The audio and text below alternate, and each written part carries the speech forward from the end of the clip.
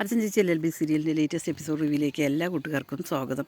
അങ്ങനെ നോമിനേഷൻ വായിച്ച് നോക്കിയിട്ടേ ഇതിനൊരു കുഴപ്പമില്ല, അർച്ചനയ്ക്ക് മത്സരിക്കാൻ അർഹതയുണ്ട് എന്ന് അയാൾ പറയുന്നത് കേട്ടോ. അത് കേൾക്കുമ്പോൾ വിജയശങ്കറിനും ജഗദീഷ് വക്കീലിനും അങ്ങനെ ദേഷ്യം വരികയാണ് കേട്ടോ. അതേസമയം ദീപ്തിക്കും അർച്ചനയ്ക്കും ഭയങ്കര സന്തോഷമാണ്. ഞങ്ങൾ എന്തായാലും ഡേറ്റ് അറിയിക്കാം, അതിനുശേഷം ബാക്കി കാര്യങ്ങൾ തീരുമാനിക്കാം എന്ന് പറയുകയാണ് കേട്ടോ. അതേസമയം ചന്ദ്രലേഖ ജയിലിൽ കിടന്നിട്ട് എങ്ങനെയാണിപ്പോൾ ഇവനെ എങ്ങനെയെങ്കിലും ഇവൻ്റെ തൊപ്പി ഒന്ന് തെറിപ്പിക്കണം, എൻ്റെ വിജയേട്ടൻ്റെയും എൻ്റെയും കാര്യങ്ങളെല്ലാം ഭയങ്കര കഷ്ടത്തിലായി, എന്താ അതിനൊരു വഴി, ഇവനൊരു 3 മാസമെങ്കിലും സസ്പെൻഷൻ കിട്ടും ഞാൻ ഇവിടുന്ന് ചാടിയാൽ, അതിനെന്തൊരു വഴി എന്നിങ്ങനെ ആലോചിച്ചിരിക്കുകയാണ് കേട്ടോ. അതേസമയം ഒരു പോലീസുകാരിയോട് പറയുകയാണ്, അയ്യോ ദേ എവിടെ രണ്ട് ബഹളം വെക്കുകയാണ്, എന്താണ് എന്ന് ചോദിക്കുക പോലീസുകാരി വന്നിട്ട് കേട്ടോ. എനിക്ക് ബാത്റൂമിൽ പോകണം എന്നിങ്ങനെ പറയും. അരമണിക്കൂർ മുമ്പല്ലേ പോയുള്ളൂ ചോദിച്ചു, എനിക്ക് എന്തോ ഒരു അസ്വസ്ഥതയുണ്ട്, എനിക്ക് ശാരീരിക പ്രശ്നമുണ്ട്, അതുകൊണ്ട് ബാത്റൂമിൽ പോകണം എന്ന് പറയും. അതേസമയം പോലീസുകാരി പറയും, ഇനി മേലിൽ ഇങ്ങനെ ആവർത്തിക്കരുത് കേട്ടോ എന്ന് പറഞ്ഞതിന് ശേഷം വിളിച്ചു കൊണ്ടുപോകണം കേട്ടോ. ബാത്റൂമിൽ പോയപ്പോൾ ചന്ദ്ര ഇങ്ങനെ പറയും, നിങ്ങളിങ്ങനെ അടുത്ത് നിന്ന് കഴിഞ്ഞാൽ എനിക്കൊരു പ്രൈവസി വേണം, അതുകൊണ്ട് നിങ്ങൾ ഇത്തിരി മാറി നിൽക്കുക എന്ന് പറയുകയാണ്. ആ പോലീസുകാർ മാറി നിന്ന് തന്നെ ചന്ദ്ര പെട്ടെന്ന് തന്നെ അതിനെ അടിച്ച് അങ്ങനെ ബാത്റൂമിൻ്റെ ഉള്ളിലിട്ടിട്ട് ലോക്ക് ചെയ്തിട്ട് അങ്ങനെ അവിടെ നിന്ന് രക്ഷപ്പെടുകയാണ് കേട്ടോ. അതേസമയം അച്ഛനൊരു കോള് വരികയാണ് കേട്ടോ. പോലീസ് സ്റ്റേഷനിൽ നിന്നാണല്ലോ, അച്യുതാ നിനക്കൊരു കോള് പറഞ്ഞിട്ട് രുക്കു ഫോൺ എടുത്ത് കൊടുക്കണം, അതെ എന്നൊക്കെ ചോദിക്കണം, എപ്പോഴാണ് എങ്ങനെയാണെന്നൊക്കെ ചോദിക്കുമ്പോൾ രുക്കു ചോദിക്കേണ്ടത്, എന്താ അച്ചു പറയും, എനിക്ക് ഉടനെ പോലീസ് സ്റ്റേഷനിലേക്ക് പോകണം, എൻ്റെ ചന്ദ്രേച്ചി അവിടെ നിന്ന് ജയിലിൽ ചാടി പറയും. എൻ്റെ ചന്ദ്രേച്ചി ജയിലിൽ ചാടാനോ വെറുതെ എങ്ങാനും കാറ്റ് കൊള്ളാനോ എന്തിനെങ്കിലും പുറത്തിറങ്ങിയതായിരിക്കും എന്ന് രുക്കു പറയും. ദേ നിൻ്റെ ചന്ദ്രേച്ചിയെ നീ വെള്ള പൂശണ്ട, ഇനി അവർക്കുള്ള കേസ് എന്താണെന്നറിയോ, അത് കൂടുതലായിരിക്കും, ഞാൻ അവരെ ഇന്ന് നേരം വെളുക്കുന്നതിന് മുമ്പ് തന്നെ പിടിച്ച് ഞാൻ എന്തായാലും ലോക്കപ്പിലിടും, ബാക്കി കേസും വകുപ്പും വേറെയാണ് കേട്ടോ എന്ന് പറയുകയാണ് കേട്ടോ. അതിനുശേഷം അച്ചു പുറത്തേക്ക് വരുമ്പോൾ അർച്ചനയും മൂന്നിനും കൂടി അവിടെ നിന്ന് സംസാരിച്ചുകൊണ്ടിരിക്കും. എടാ അച്ചു, നീ എവിടേക്കാടാ അത്ര രാത്രി പോണത് എന്ന് പറയണം കേട്ടോ. അപ്പോഴേക്കും പോലീസ് ജീപ്പ് വരികയാണ്. ഞാൻ ചന്ദ്രേച്ച് ജയിലിൽ ചാടി പറയും. ജയിലിൽ ചാടിയോ, എങ്ങനെ ചോദിക്കും. അതെങ്ങനെയാണ്, പോലീസുകാരെ അടിച്ച് വീഴ്ത്തിയിട്ട് ജയിലിൽ ചാടി, ഞാൻ എന്തായാലും പോവട്ടെ എന്ന് പറഞ്ഞിട്ട് അച്ചു പെട്ടെന്ന് തന്നെ ജീപ്പ് കയറി പോകും. രുക്കുനോട് മഞ്ജു ചോദിക്കും കേട്ടോ, രുക്കു നീ എപ്പോഴറിഞ്ഞില്ലേ ചോദിക്കും. ഇല്ല അച്ചു പറഞ്ഞപ്പോഴാണ് ഞാൻ അറിഞ്ഞത് എന്നിങ്ങനെ പറയും കേട്ടോ.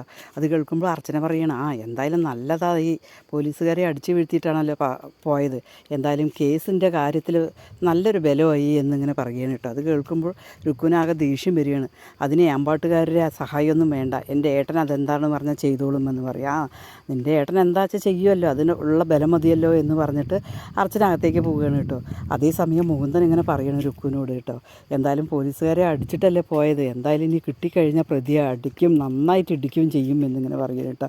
ആകെ മൊത്തം രുക്കുവിനാകെ എന്തോ പോലെ വിഷമമാണ് കേട്ടോ. മഞ്ജു ചോദിക്കണം രുക്കുവിനോട്, എന്നാലും ഈ ചന്ദ്രേച്ചി എന്ത് പണിയാണ് ചെയ്തത് രുക്കു എന്നിങ്ങനെ പറയണം കേട്ടോ. അതേസമയം അച്ചു ചന്ദ്രകാന്തത്ത് പോവുകയാണ് കേട്ടോ. അച്ചു വേഗം പോയിട്ട് വിമലയും ആര്യ ഉണ്ടാകും, ഡോറ് തുറക്കാൻ പറയുകയാണ് കേട്ടോ. ആര്യ ഡോറ് തുറന്നതും അച്ചുവിനെ കണക്കുമ്പോൾ എന്താണെന്ന് ചോദിക്കുകയാണ് കേട്ടോ. എന്താ അച്ചു ചോദിക്കുമ്പോൾ വിമല ചോദിക്കുകയാണ് കേട്ടോ, ചന്ദ്ര ഇങ്ങോട്ടേക്ക് വന്നോ എന്ന് ചോദിക്കുമ്പോൾ ഇല്ല ഇങ്ങോട്ടേക്കൊന്നും വന്നില്ല എന്നിങ്ങനെ പറയുകയാണ് കേട്ടോ. രുക്കു വിളിച്ച് പറഞ്ഞിട്ടാണ് ഞങ്ങൾ അറിഞ്ഞത് ഇങ്ങോട്ടേക്കും വന്നിട്ടില്ല എന്ന് പറയും. സത്യം പറഞ്ഞോളെ പറയണം കേട്ടോ. അപ്പോൾ ഇല്ല അവിടെയൊന്നും വന്നിട്ടില്ല, നിങ്ങൾ പ്രതികളെ ഒളിപ്പിച്ച് കഴിഞ്ഞാൽ നിങ്ങളും കൂടി സാക്ഷിയാണ് എന്നിങ്ങനെ പറയണം കേട്ടോ. ഇല്ല അവിടെയൊന്നും വന്നിട്ടില്ല എന്നിങ്ങനെ പറയുകയാണ്. അതേസമയം അച്ചു എല്ലാവിടെയും പോയി റൂമൊക്കെ നോക്കുകയാണ് കേട്ടോ. പിന്നെ ഇവിടെ വന്നു കഴിഞ്ഞാൽ അപ്പം തന്നെ വിവരം അറിയിക്കണം എന്ന് പറഞ്ഞതിന് ശേഷം അച്ചു പോവുകയാണ് കേട്ടോ. അച്ചു പോയതിന് സമയത്ത് തന്നെ ചന്ദ്ര അവിടെ വന്നിട്ട് പതുങ്ങിയിരിക്കുകയാണ് കേട്ടോ. പോലീസ് ജീപ്പ് കണ്ടതും ചന്ദ്ര പതുങ്ങിയിരിക്കുകയാണ്. അവർ പോയതും തന്നെ ചന്ദ്ര വന്നിട്ട് ലോക്ക് ഇങ്ങനെ വാതിൽ തുറക്കാൻ ശ്രമിക്കുകയാണ് കേട്ടോ. ആ സമയത്ത് ലോക്ക് ഇങ്ങനെ അകത്തു നിന്ന് ഇങ്ങനെ തിരിയണ കാണുമ്പോൾ ആര് പറയുന്നുണ്ട്, വിമലേച്ചി നോക്ക് ലോക്ക് തിരിയണോ, ആരോ തുറക്കാൻ ശ്രമിക്കുന്നുണ്ട് എന്നിങ്ങനെ പറയുന്നു കേട്ടോ. വല്ല കള്ളന്മാരായിരിക്കും എന്നിങ്ങനെ ആര് പറയുമ്പോൾ കള്ളന്മാരിങ്ങനെ ലോക്ക് തുറക്കാൻ നോക്കുക എന്ന് പറഞ്ഞിട്ട് ഞാൻ പോയി നോക്കാമെന്ന് പറഞ്ഞിട്ട് വിമല നോക്കുമ്പോൾ ചന്ദ്രയായിരിക്കും കേട്ടോ. ചന്ദ്രയെ കണ്ടതും തന്നെ ആരെയും വിമലയും അയ്യോ എന്താ അത് വന്നത് എന്ന് പറയും. ചന്ദ്ര പെട്ടെന്ന് തന്നെ അകത്തേക്ക് കയറുകയാണ് കേട്ടോ. അച്ചു ഇപ്പോൾ വന്നു പോയേ ഉള്ളൂ എന്ന് പറഞ്ഞിട്ട് ഫോൺ വിളിക്കാൻ നിൽക്കുകയാണ് കേട്ടോ. ആര്യ പെട്ടെന്ന് തന്നെ ഫോൺ എടുത്തിട്ട് ഫോൺ വിളിക്കാൻ നിൽക്കുകയാണ് കേട്ടോ. നീ എന്താണ് ചെയ്യുന്നത്, അമ്മയെ ഒറ്റ കൊടുക്കാൻ നിൽക്കുകയാണ്, നീ എന്തായാലും ഫോൺ വിളിച്ച് പറയണ്ട എന്ന് പറയണം, എനിക്ക് ഭയങ്കരമായിട്ട് വിശക്കണം, എന്തെങ്കിലും ഫുഡ് കൊണ്ടാ എന്നിങ്ങനെ പറയുകയാണ് കേട്ടോ.